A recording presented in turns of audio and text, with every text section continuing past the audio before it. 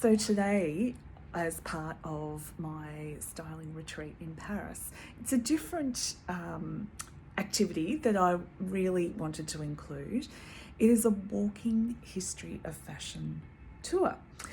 So to me, it's painting a different picture about fashion. It's understanding where we've come from, how things were made, how particularly sort of the handwork, the detail work, the artisans, in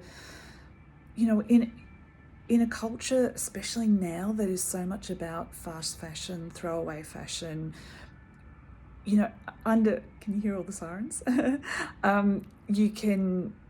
We often don't think of fashion in those terms. We think of it in terms of price point and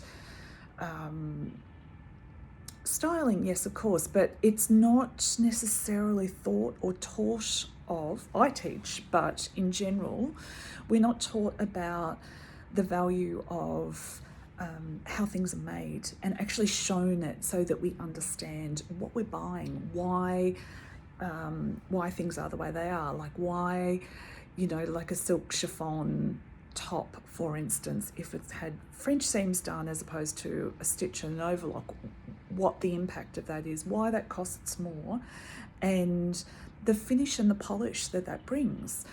So if I bring that back to today, it's understanding the bigger picture here.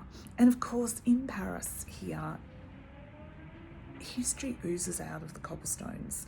It is everywhere you turn, and as much of Europe, of course.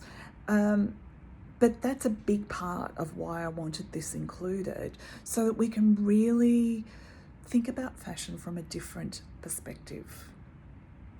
And then once we've done that, then I style each of you. You get me one-on-one to bring that to today, and I have no doubt you'll then look at garments differently. You'll look at how they're made. I remember being really, really young, under 10 years old, and looking at garments and turning them inside out and trying to understand them, almost reverse engineer them, very much because I appreciate the construction.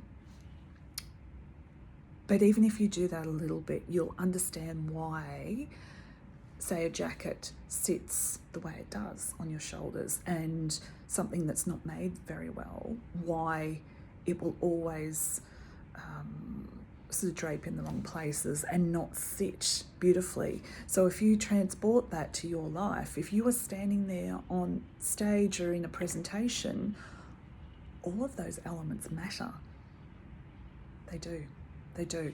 So when you're standing there and, owning your space and sharing your message, clearly, very clearly, why that certain piece was a great decision. It's painting that whole picture here. And, that's one thing I'm about, is explaining through action, rather than just a lecture, because we tune out a bit there. We need to see the visuals, and therefore it's a lifelong learning that you are acquiring with this experience. Look forward to seeing you on the next one that we're running.